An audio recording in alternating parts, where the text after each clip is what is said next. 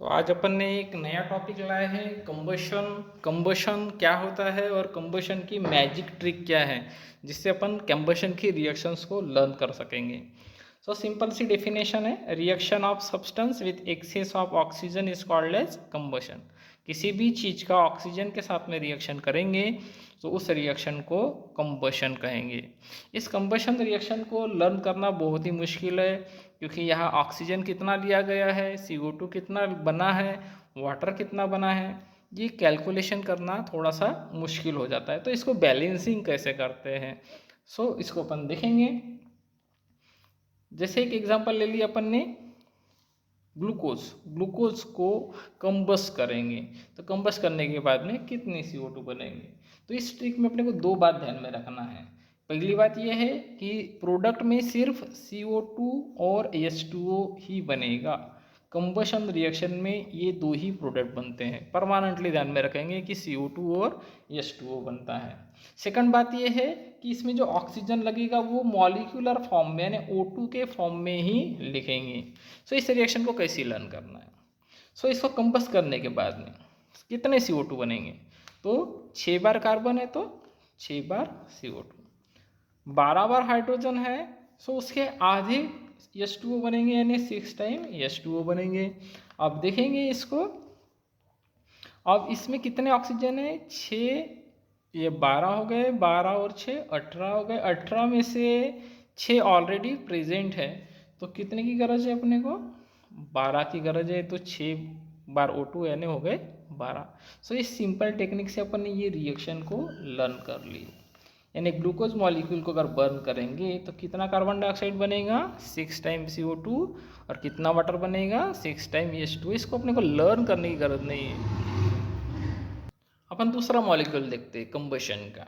जैसे कि एक मॉलिक्यूल लेंगे, सिंपल वाला मॉलिक्यूल लेते हैं अभी।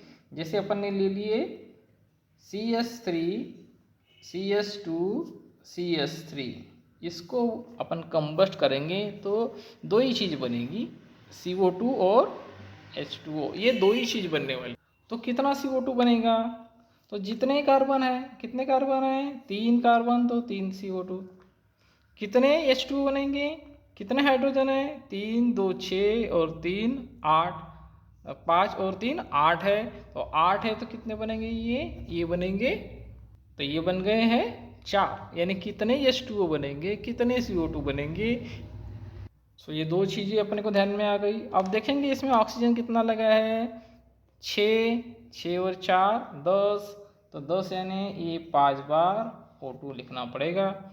ये हो गया कंबशन रिएक्शन।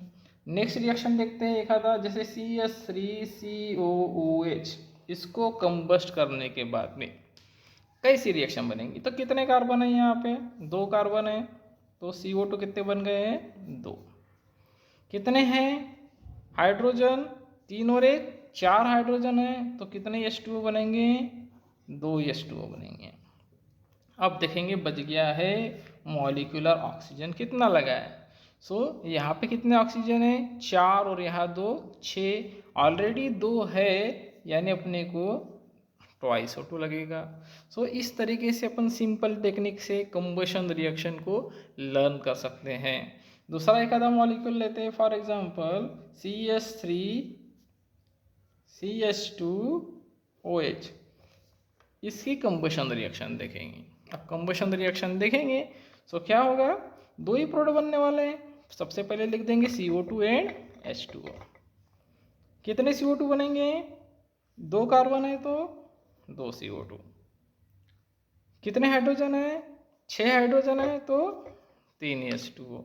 देखेंगे कितना ऑक्सीजन लगा हुआ है, 4 और 3 7, 7 में से एक ऑलरेडी है यानी 3 बार O2।